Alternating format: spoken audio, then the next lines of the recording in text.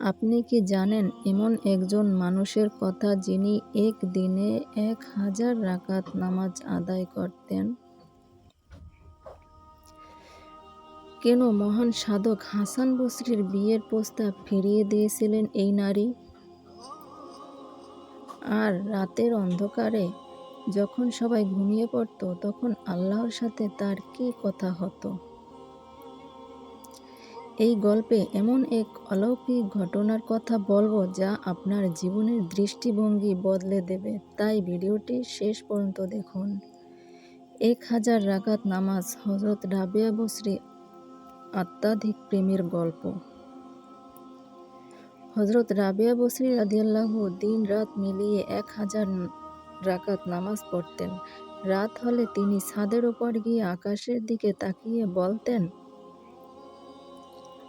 হে আল্লাহ, রাজারা তাদের দরজা বন্ধ করে দিয়েছে, প্রেমিকেরা তাদের প্রেমিকের সাথে নিভৃতে মেতেছে, আর আমি এখানে একা আপনার দরবারে দাঁড়িয়ে আছি।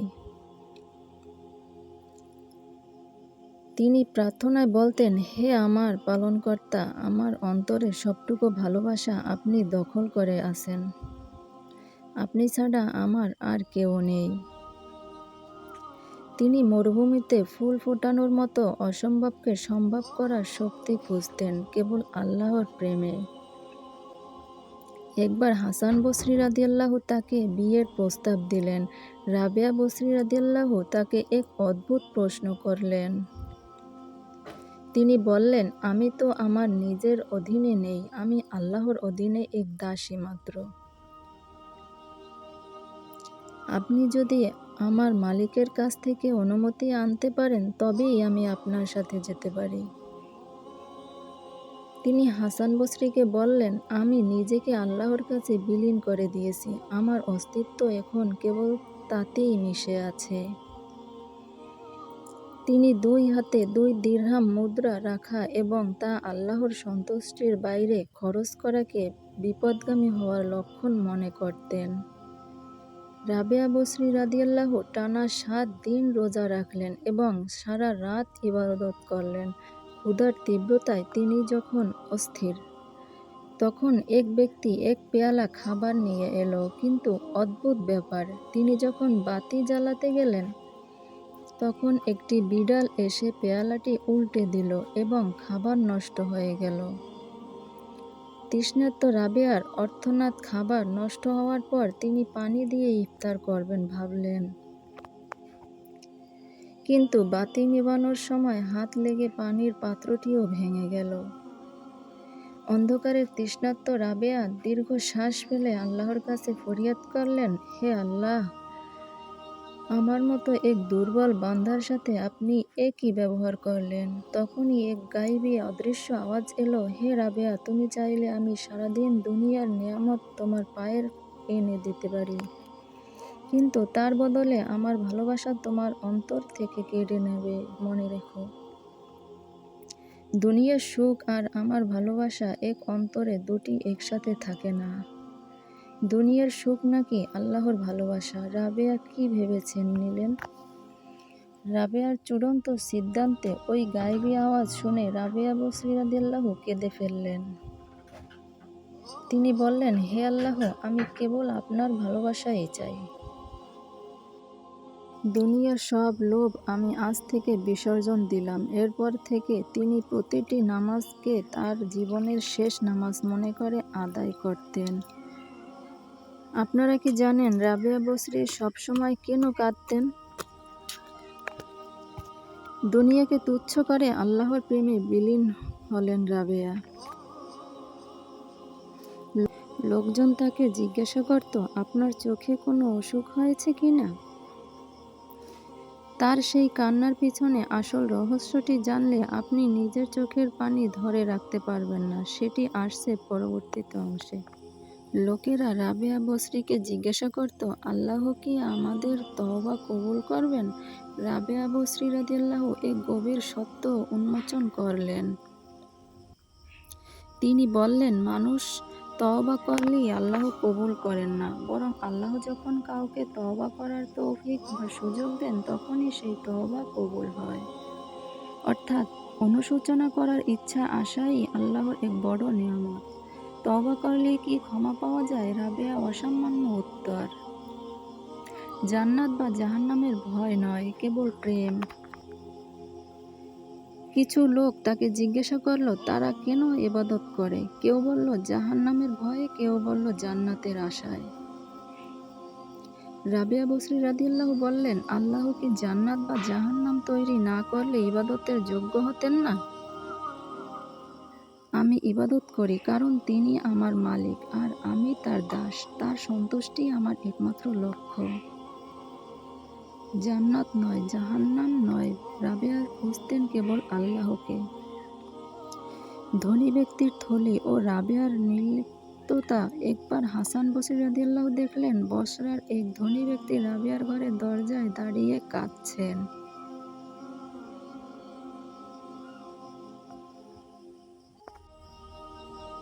তার হাতে ছিল অর্থের একটি থলি। তিনি রাবেয়াকে সাহায্য করতে চেয়েছিলেন।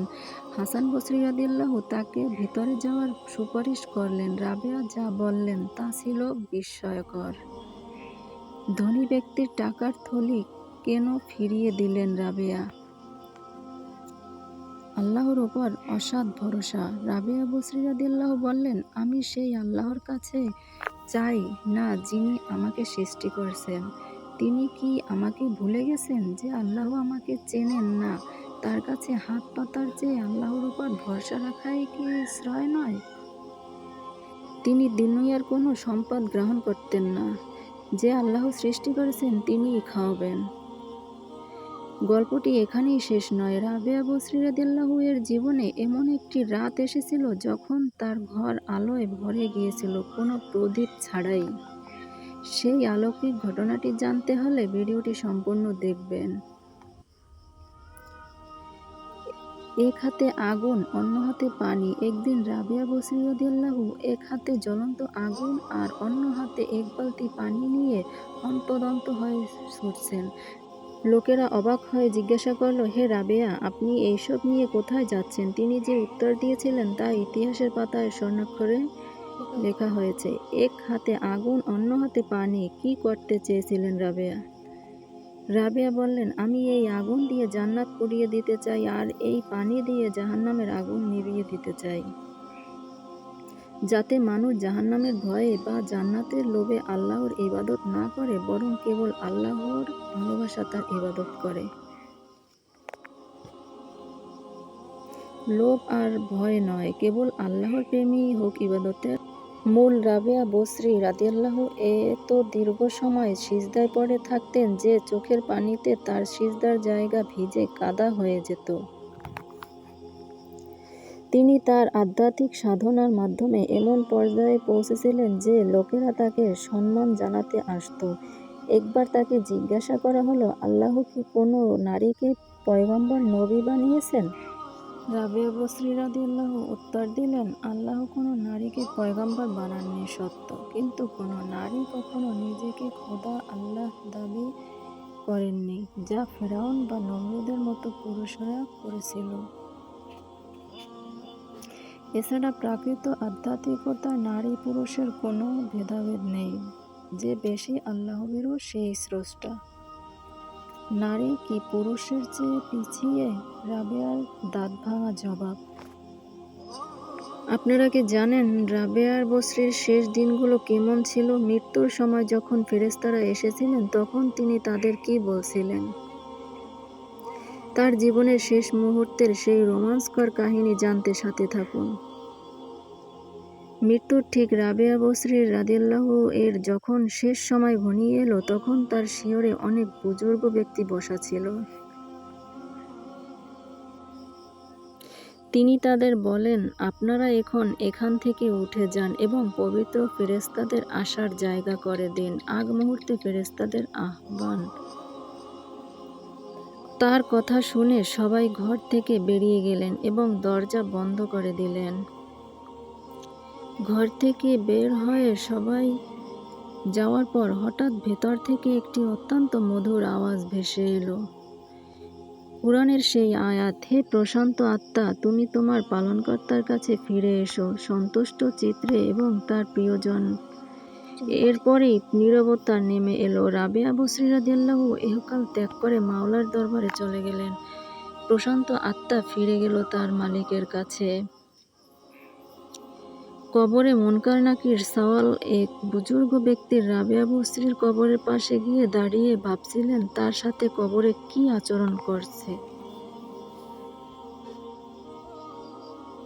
তখন তিনি এক গায়েবী আওয়াজ শুনতে পেলেন। রাবেয়া যেন বলছেন, মুনকার নাকির ফেরেশতারা যখন তাকে জিজ্ঞাসা করলেন,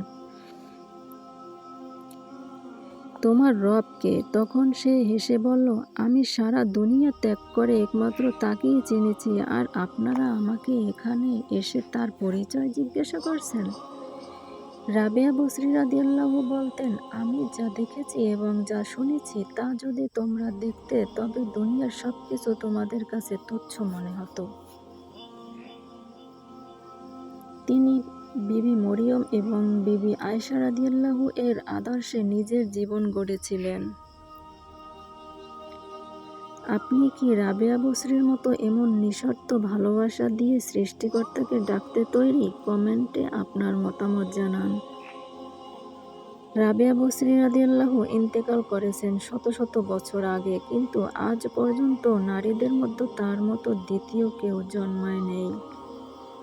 তিনি এমন এক উচ্চতা পেয়েছিলেন যে তার আধ্যাত্মিক সাধনার কথা আজও মানুষ ভক্তির সাথে স্মরণ করে। নারীদের জন্য রাবেয়ার আহ্বান। রাবেয়া বসরি রাদিয়াল্লাহু আজকের নারীদের উদ্দেশ্য বলে গেছেন, হে আমার মা ও বোনেরা, আপনারা চাইলে আজও আধ্যাত্মিক সাধনার উচ্চতর স্থানে পৌঁছাতে পারেন। তিনি প্রতিটি কাজের শুরুতে বিসমিল্লাহ পাঠ করতে এবং সব সময় আল্লাহর স্মরণে নিমগ্ন থাকতে বলছেন।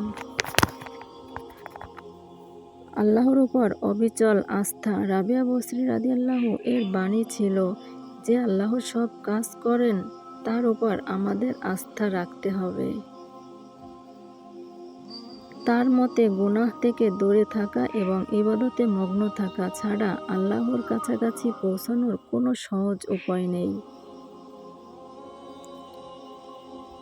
সমাপনী মোনাজাত ও শেষ কথা। রাবেয়া বসরি রাদিয়াল্লাহু এর জীবনী আমাদের শিক্ষা দেয় যে ভালোবাসা যখন খাঁটি হয় তখন দুনিয়াবি কোনো বাধা তাকে স্পর্শ করতে পারে না। আসুন আমরাও তার মতো নিঃস্বার্থ ভালোবাসা দিয়ে সৃষ্টিকর্তাকে ডাকতে চেষ্টা করি। হে আল্লাহ, আমাদের রাবেয়া বসরির মতো নেককার বান্দাদের সাথে জান্নাতে শামিল করুন। গল্পটি আপনার কেমন লাগলো কমেন্টে জানান। পরবর্তী ভিডিওতে আপনারা কোনো মহৎ ব্যক্তির জীবনী জানতে চান? সেটিও আমাদের কমেন্ট করে লিখে পাঠাতে পারেন। ভিডিওটি ভালো লাগলে লাইক ও শেয়ার করে এবং সাবস্ক্রাইব করে আমাদের সাথে থাকুন। ধন্যবাদ।